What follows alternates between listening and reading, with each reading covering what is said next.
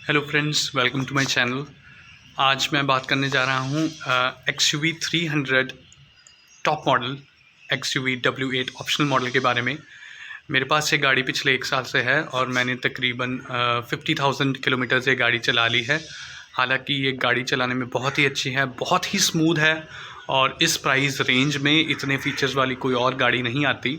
और इसके कुछ features like hill hold assist और इसके अलावा क्रूज़ कंट्रोल बहुत ही ज़बरदस्त हैं और बहुत ही बढ़िया काम करते हैं।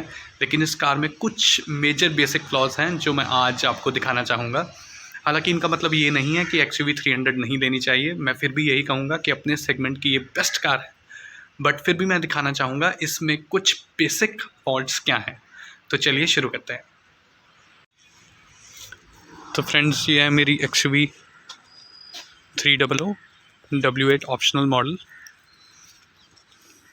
इसमें आपको ये डायमंड कट अलॉय व्हील्स मिलते हैं और इसमें टॉप में है आपके पास ये सनरूफ।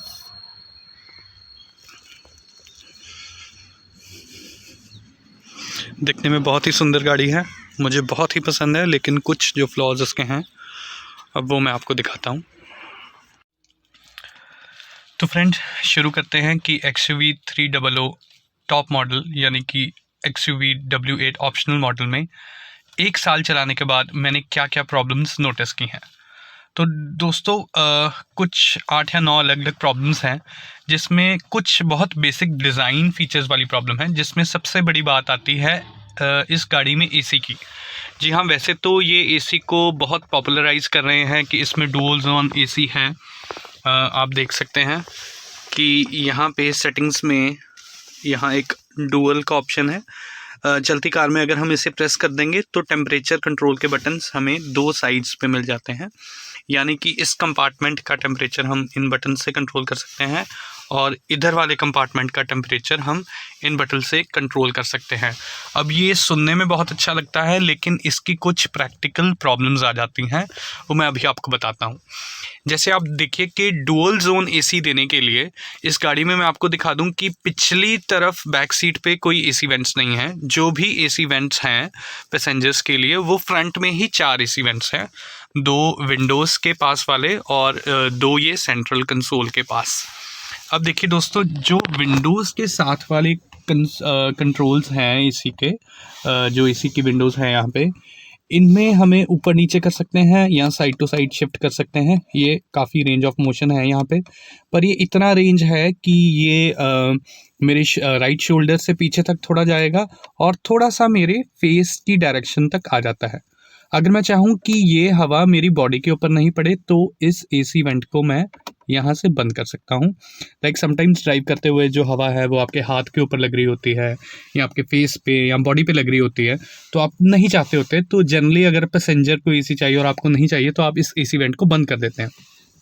बट यहाँ पे प्रॉब्लम आती है, जो ये सेंट्रल कंसोल वाला एसी वेंट है, इसमें आप देखिए कि एक तो रेंज ऑफ मोशन बहुत ही लिमिटेड है।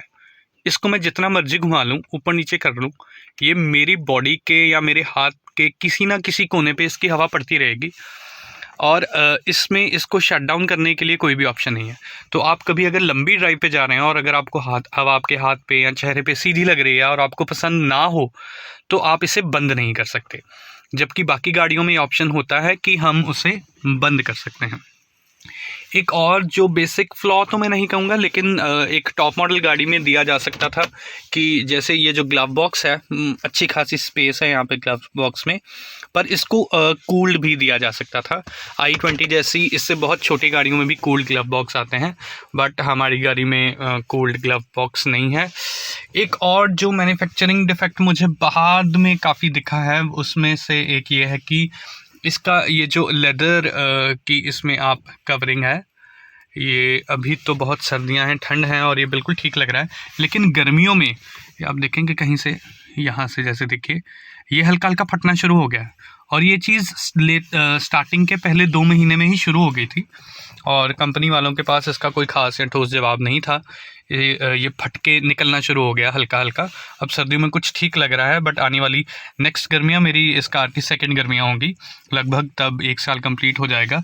तो मुझे लगता है कि तब ये काफ़ी ख़राब हो जाएगा और मुझे नया डालना पड़ जाएगा, जो कि अच्छी बात नहीं है एक इस सेगमेंट की गाड़ी के लिए। फिर जो कुछ छोटी-छोटी गलतियां हैं वो जैसे कि इसमें ये जो छोटी सी लाइट दी हुई है और यहाँ पे जो वैनिटी मिरर दिया हुआ है, वैनिटी लाइट्स दी हुई है, और ये जो ग्रैब हैंडल दिए हुए हैं साइड्स पे, ये चलती कार में हल्की हल्की आवाज़ करना शुरू कर देते हैं और महिंद्रा वालों के पास इसका कोई जवाब नहीं है, उसको ठीक नहीं कर पाते। सिमिलरली जो मेरी ड्राइविंग सीट है जो हाइट एडजस्टेबल है, इसमें भी चलाने के बाद धीरे धीरे हल्की हल्की आवाज़ आनी शुरू हो गई है। इसको बहुत बार मैंने ट्राई किया कि उनसे सॉल्व करवा लूँ, बट ये कंपनी वालों से नहीं सॉल्व हो पा रही। तो ये तो थी फ्रंट सीट पे जो कार्स में प्रॉब्लम है। अब मैं आपको दिखाता हूँ कि बैक सीट में जाके क्या क्या प्रॉब्लम्स है। तो दोस्तों हम आ गए हैं कार की बैक सीट पे। आप देख सकते हैं स्पेस का कोई इतना ज़्यादा इशू नहीं है और इतनी कोई दिक्कत नहीं आती। जो मेजर प्रॉब्लम है वो यहाँ पे है। एक टॉप वेरिएंट गाड़ी में यहाँ पे एक तो चार्जिंग पॉइंट ज़रूर होना चाहिए था और इतनी बड़ी गाड़ी में यहाँ पे इसी इवेंट्स ज़रूर होने चाहिए थे। इससे पहले मैं फोर्ड फिगो और i20 ड्राइव कर चुका हूँ। फोर्ड फिगो में पीछे वेंट्स नहीं थे, i20 में पीछे वेंट्स है। दोनों ही गाड़ियों में आपको पिछली सीट पे एसी की कमी महसूस नहीं होती, लेकिन इस गाड़ी में इसको ठंडे करने में हमें 15 या 20 मिनट लग जाते हैं। इसके ऊपर एक जो मेजर फ्लॉ जो है, जो मैं दिखाना चाहूँगा कि जब आप बैक सीट पे बैठ जाते हैं तो डुअल जोन एसी करने के चक्कर में इन्होंने क्या गलती की है कि ये जो सेंट्रल कंसोल वाले एसी के बटन्स हैं, अगर आप ध्यान से देखें, ये इतने रेंज ऑफ मोशन में ही मूव होते हैं कि ये सिर्फ फ्रंट पैसेंजर्स को ही डायरेक्ट एयर फ्लो प्रोवाइड करते हैं। बैक में सेंटर वाले पैसेंजर को इसकी सीधी हवा पड़ती ही नहीं है।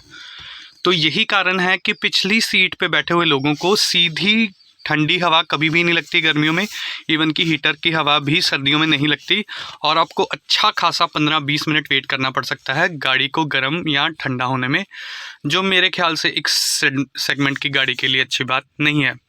इसके अलावा इसके सेंट्रल कंसोल से रिलेटेड एक और प्रॉब्लम है जो मैं आपको बताना भूल गया, वो है इसके रेडियो में। दोस्तों जब हम कॉल पे होते हैं तो ऑटोमेटिकली इसकी आवाज़ थोड़ी अप हो जाती है, और जो कॉल जब हम कट करते हैं, जब हम गाड़ी से कनेक्टेड होते हैं, गाड़ी से ब्लूटूथ के साथ अपना फ़ोन कनेक्ट किया होता है, तो जब हम कॉल कैंसिल करते हैं तब जो रेडियो की वॉल्यूम आती है ना, वो कॉल के लेवल पे बढ़ के आती है और वो काफ़ी हाई एंड वॉल्यूम आता है। आप गाड़ी चलाते चलाते एकदम से डर जाते हैं और उसको अपने नॉर्मल वॉल्यूम पे आते आते 2 या 3 सेकंड का टाइम लग जाता है। अब हालांकि ये होना ऐसे चाहिए था कि कॉल कट होते ही आवाज़ बिल्कुल within a fraction of seconds कम हो जाए। ये महिंद्रा से नहीं हो पाया है, ये सॉफ्टवेयर में प्रॉब्लम है। मैंने कई बार उनसे बात की है, लेकिन उनके अकॉर्डिंगली ये एक सॉफ्टवेयर की प्रॉब्लम है और इसे वो नहीं सॉल्व कर सकते। चलिए अब चलते हैं गाड़ी के रियर एंड पे और मैं बताता हूँ कि उसमें क्या मेजर फ्लॉज हैं। तो दोस्तों मैं आपको ले आया हूँ गाड़ी के रियर एंड पे।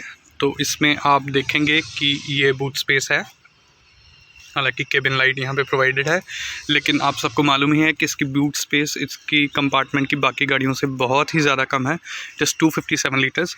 हालांकि मेरे लिए कभी ये प्रॉब्लम की बात नहीं रही है, लेकिन आप लोगों को हो भी सकती है जिन्होंने लंबे रास्तों पे लंबे टूर्स पे जाना होता है, सामान लेके जाना होता है। इन जनरल मुझे इसमें कोई दिक्कत नहीं आई। मुझे जो दिक्कत आती है वो है इस बात में कि जब भी इस डिक्की को हम बंद करने की कोशिश करते हैं ना, ये फर्स्ट टाइम में बंद नहीं होती, और ये मेरी ही एक्सयूवी के साथ नहीं, बहुत सारी एक्सयूवी के साथ होता है कि ये प्रॉपरली लॉक नहीं हो पाती और 2-3 बार इसे खोल के दोबारा बंद करना पड़ता है। तो ये भी मैं कंपनी को 2-3 बार दिखा चुका हूँ। इसके हैच के साथ भी यहाँ पे काफ़ी पंगे लिए जा चुके हैं, लेकिन ये प्रॉब्लम सही तरीके से रिजॉल्व नहीं हो पाई। और last but not the least, जब आप 13-13.5 लाख की टॉप मॉडल की कोई गाड़ी लेते हैं तो आपको होता है कि उसमें बैजिंग बहुत अच्छी की हो। देखिए कार के पीछे W8 XUV 300 लिखा है, और देखिए कम ऑन, ये अब टॉप वेरिएंट गाड़ी है और अच्छा खासा मैंने 50-60 हज़ार ऊपर और खर्चे थे, तो एटलीस्ट यहाँ पे W8 प्लस या W8 ऑप्शनल कुछ लिखा होना चाहिए था, जिससे थोड़ा आदमी को गर्व महसूस होता है कि मेरे पास थोड़ी बड़ी गाड़ी है, यहाँ टॉप वेरिएंट गाड़ी है, जो कि इसमें नहीं लिखा हुआ। हालांकि ये कोई बहुत मेजर फ्लॉ नहीं है, लेकिन फिर भी मुझे लगा कि इस कमी के ऊपर काम किया जा सकता है। लेकिन एनी हाउ दोस्तों, मैं फिर भी आपको रिकमेंड करना चाहूँगा कि XUV 300 ड्राइव करने में एक बहुत ही ज़बरदस्त कार है। इस प्राइस रेंज में जितनी सिक्योरिटी XUV में है, जितने सिक्योरिटी फीचर्स इसमें हैं, सेफ्टी फीचर्स आप इसमें हैं, वो आपको किसी भी और कार में नहीं मिलेंगे। और overall I am very satisfied with the looks.